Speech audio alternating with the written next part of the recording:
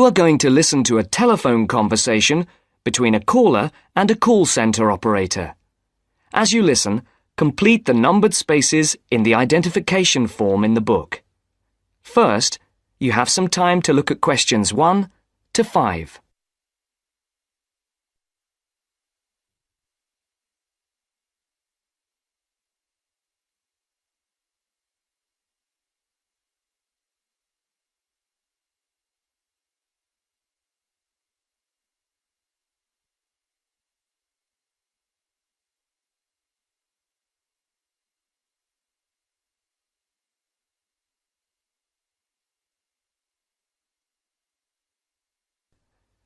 You should answer the questions as you listen, because you will not hear the recording a second time. Listen carefully and answer questions 1 to 5. Platinum Card Service, Rebecca speaking. How may I help you? I've got a few problems with my credit card account. Okay. What is your credit card number? Let's see. It's here somewhere. Here it is. Can I just take the card number, please? Yes, it's 6992 6992 3443 3443 1147 1147 8921. 8921. Right. Can I just check that? 6992 3443 1147 8921. That's it. And your name? Carlos de Silva. I just need to check a few details for identification and security, if you'll bear with me. That's okay. And what's your postcode? SE1 8PB. SE1 8PB. That's it. Vauxhall Close, London? Yes, that's right. And the house number? 43. And can you give me your date of birth? 13th of the 7th, 63. And one further check, if I may. Can you give me your mother's maiden name? Yes, it's Moore. Is that Moore? Yes, that's it. Before the caller and operator continue their telephone conversation, look at questions 6 to 10.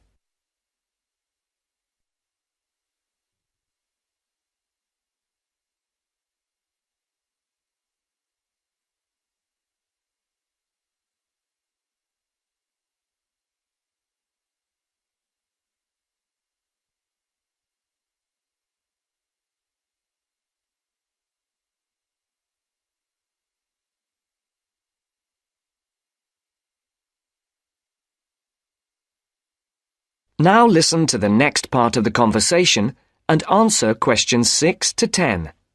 For these questions, there are 3 alternatives: A, B, and C. Decide which alternative is the most suitable answer and circle the correct letter. Yes. Now, can we get on with this? Yes, sir, certainly. I'm sure you'll appreciate that all these checks are necessary for security reasons. So, what exactly is the problem? Problems? Okay. Well, first, your computer seems to have gone mad. I sent you £500 and on the statement for the account it shows that I only paid £300. Yes. The account does only show £300 was paid. Well, I paid the £500 in at the bank and I have my receipt, and my bank statement shows that £500 has been taken from my account. Oh, I see. What I'll do is check with the bank and see what they say. OK. You said there was something else? Yes, as if that wasn't enough. My account shows that £107.27 was paid to a company called Pan Express. I don't know who this is. Let's have a look. Well, it is genuine.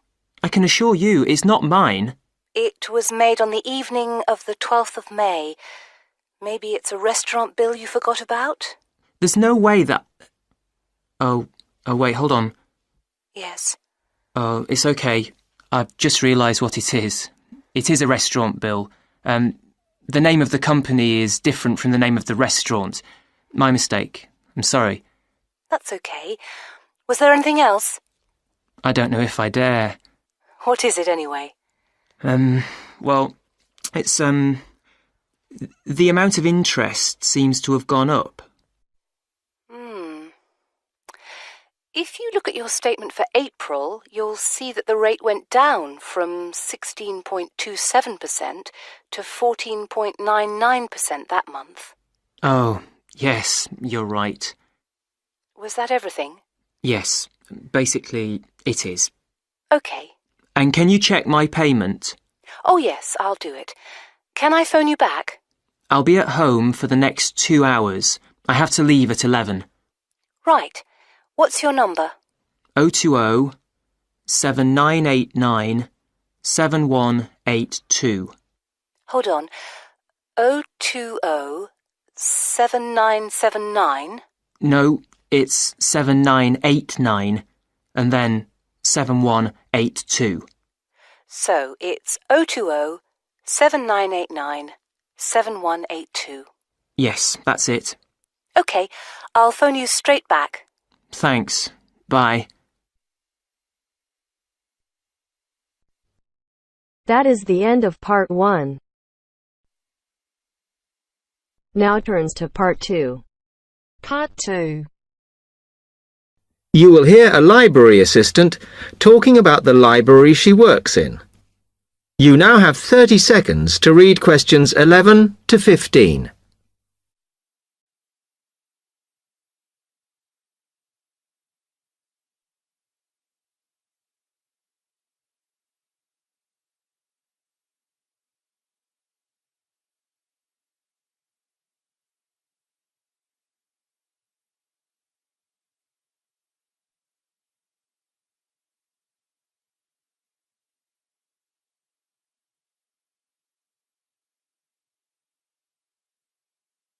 Hi, can I help you?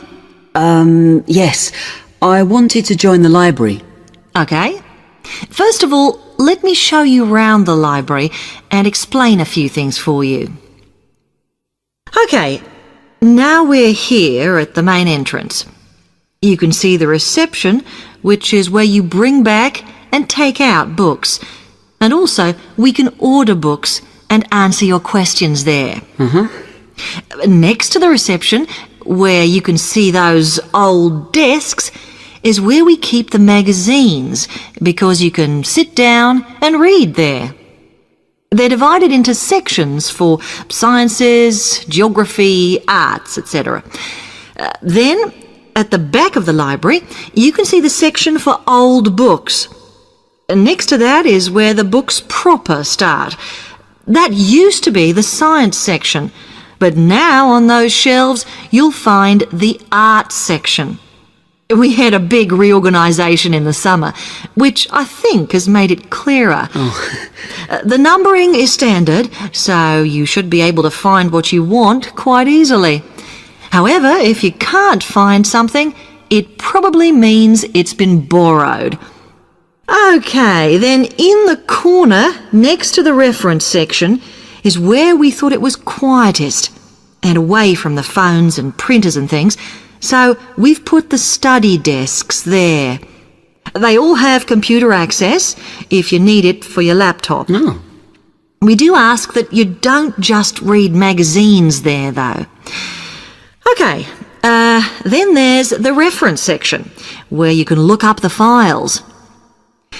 Then, as we come back to the main entrance, is the next section, where we used to have the languages. It got very busy and noisy, so when we moved everything round, we decided to put the law books here. Also, because it's a smaller section, it fits quite well here. Okay then, we're back at the main entrance. Over there, by reception, there's a door that goes to the extension, and we have further sections, such as languages and study desks through there, so you could have a look round when we've finished. Then, just between reception and the door here, is where we decided to put the computers, but the computer magazines are in the magazine section, as we found too many went missing here. OK, is that everything? You now have 30 seconds to read questions 16 to 20.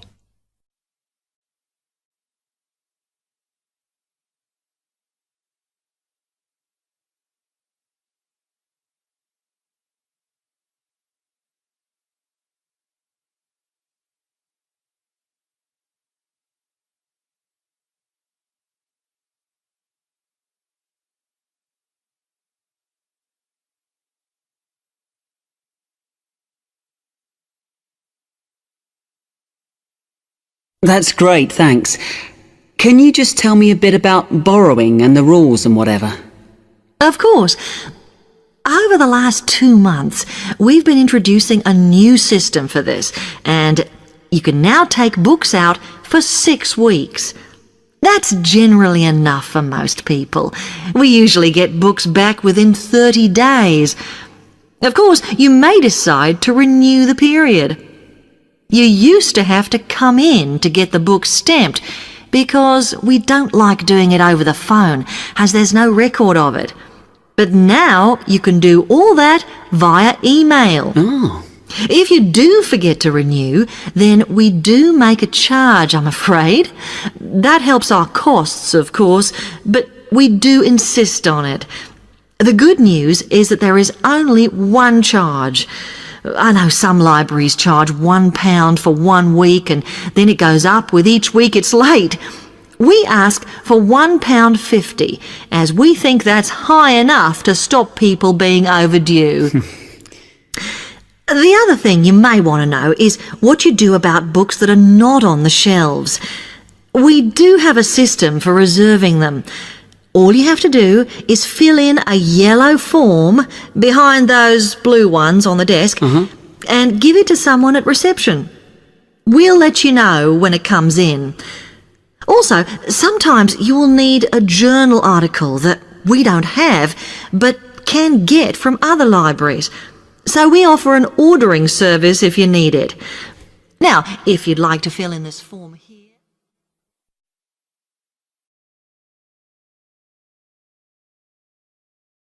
That is the end of part 2. Now turns to part 3. Part 3. You will hear a business studies student called Sam talking to his tutor about an IT project he is going to do for a local company called Turner's. First, you have some time to look at questions 21 to 26.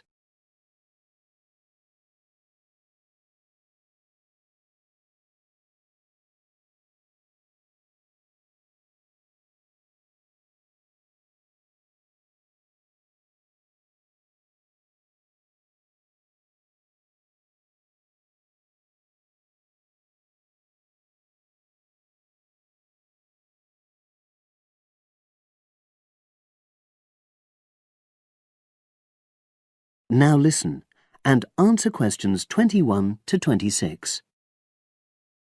Hello, Sam. Come in and sit down. Thanks. You're here to discuss your company-based IT project, aren't you? Yes, I've been to see the manager and he's given me a lot of ideas about projects that the company would find useful, but I wanted to ask your opinion about them before I choose one. Yes, that's fine. Now, this company's called Turner's, isn't it? That's right. It's a small engineering company. They make machine components for trade use. They're well established. They started in 1976, but they're a bit old-fashioned. Okay. And what kind of projects did Turner's suggest you could do for the company? Well, they want some improvements made to their customer database. The one that they've got at the moment isn't very useful in some ways. I had a quick look at it. That would be a very straightforward project, and it'd be simple enough to evaluate, but I don't think you'd get enough out of a project like that. You wouldn't learn anything new. Well, another project they suggested is to do with their online sales catalogue. At the moment, customers can look at their products, but they can't actually order them online, which must affect their competitiveness. But I said I thought it would take too long. It's quite a big task. You're right. It's too much for the time you've got. It's a pity, though. Then they want some help with their payroll system. At the moment, the way they calculate pay involves a lot of manual accounting. I suggested they could have a system where employees register electronically when they arrive and leave work, so the hours they do could be transferred automatically. I think you'd get a lot out of a project like that. It would extend your skills, but it wouldn't be too much to take on. A student did something similar a couple of years ago, but this is slightly different. Well, then they need help with their stock inventory. They do everything manually. Really? Yes, and it takes so much time. It's probably very inaccurate, too. An electronic inventory would probably be the biggest single benefit for the company. I'm surprised they haven't had it done before. I know. Then they wanted to improve their internal security. The manager had visited other companies where the staff use swipe cards to access various areas of the building. It sounded useful, but the trouble is I'm not really sure how to do it. Well, I think you're right in that assessment. At the moment, it's probably a bit beyond your level of knowledge. Is that all? Just one more. Customer service. They want to be able to collect feedback from their customers in a more systematic way. At the moment, it's a bit of a mess, and they probably lose business as a result. Would that involve you going to see customers at their own premises? Because in that case, you might have to do a fair amount of traveling, and that would incur expenses that haven't been agreed with these companies. I never thought of that. Well, it might not be a problem, but it's something that needs clarifying. Well, I hope that's been helpful in narrowing down the options. Yes, it has, thanks. I'll be able to make a decision now. But while I'm here, can I talk to you about coursework? Sure. Now you have some time to look at questions 27 to 30.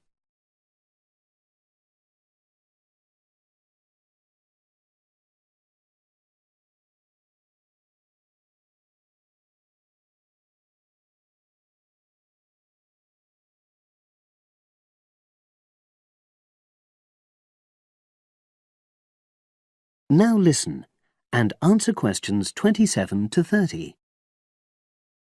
I'm not very happy about the way our group assignment is working. There are some problems. Oh, dear.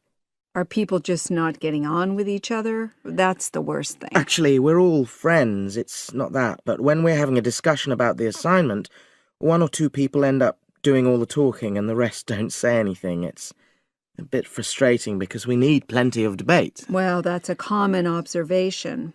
You're studying in a group with people from all over the world, and you all have your own ways of participating. In some places, students are more used to listening than talking, and vice versa. I suppose you're right. I'll try to remember that. Does everyone pull their weight as far as sharing the workload is concerned? I'd say they do, yes. And our group elected a leader. She's very good at making sure no one's overloaded. But personally, I feel that there are just too many of us in the group. Whenever we try to arrange a meeting, there's always at least one person who can't make it. It's not anyone's fault, it's just that we've all got slightly different timetables. Well, I'm glad you've talked to me about it. Feedback is always useful. Is there anything else you're concerned about? There are a couple of problems with lecturers that all the students are talking about. Last semester, we had negative feedback about the way lectures were organized. There were several occasions when the wrong room had been booked or the same room had been booked twice, that sort of thing. Is that still a problem?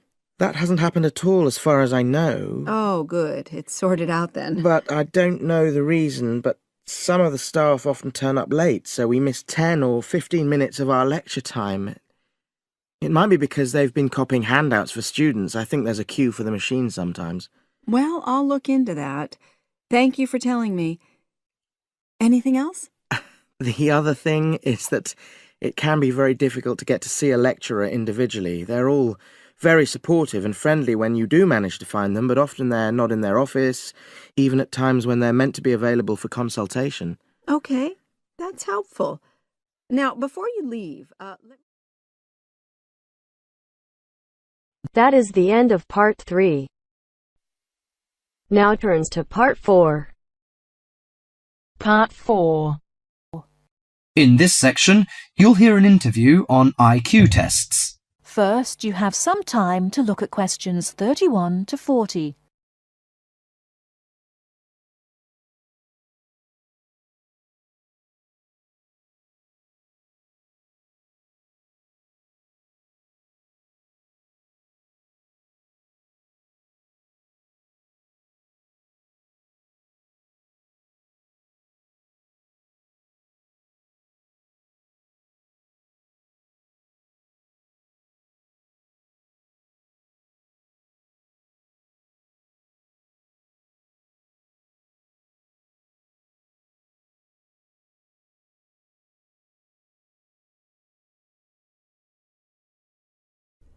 Now, listen carefully and answer questions 31 to 40. Mrs. Kellerman, a specialist in child psychology, is interviewed by Bridget. Mrs. Kellerman, why is it that some children perform much better than others at school? Obviously, it can't be denied that certain children are brighter than others, but it's not as simple as that. A lot of emphasis is placed on intelligence measured by tests, so-called IQ tests, which only measure certain types of intelligence, such as basically linguistic and numerical skills, or reading and mathematics to put it plainly, which is unfortunate because some children are bound to suffer. A good example was a friend of mine's son who was kept out of the top class at school because of his average IQ. That's around 100. His father, though he had no idea his son was going to be an architect, always said he was a clever child. Apparently, he was able to picture things in his mind and draw accurately at a very early age. The point is that his university life might not have been so difficult if his ability had been recognized sooner. What you're saying, then, is that some children have abilities that are not easy to measure, that aren't appreciated by many schools. Precisely. And if these schools are not spotted sufficiently early, they cannot be developed. That's why, in my view, there are so many unhappy adults in the world. They are not doing the things they are best at. What are those other kinds of intelligence? How can we recognize them in our children? Well, take musical talent. Many children never get the chance to learn to play an instrument, but while they might not become great artists or composers, they may get a lot of pleasure and satisfaction. Musically gifted children are fascinated by all kinds of sounds, car horns, animal noises, and so on, and they can easily recognize tunes and sing them in key. How can a parent encourage them? Sing to them and teach them new songs. Buy a piano, or even a cheap instrument such as a recorder. If you can afford it, send them to music lessons as soon as possible. Play recordings of different instruments to them. What about a child who is good at sport? Could that be described as a form of intelligence? Most certainly. We psychologists call it motor or bodily intelligence. These children move gracefully and handle objects skillfully. A child who finds it easy to take things apart and use various tools may well become an engineer with the right encouragement. We should give them models to make and take them to science museums. However, unless these children are also good with words and numbers, they will probably not do well in school examinations. Is there anything a parent can do to help in this case? Yes, it may be worth spending money on private lessons, but, hardly anyone is good at everything. In my opinion, a child should be judged on his individual talents. After all, being happy in life is putting your skills to good use, no matter what they are. That is the end of part 4.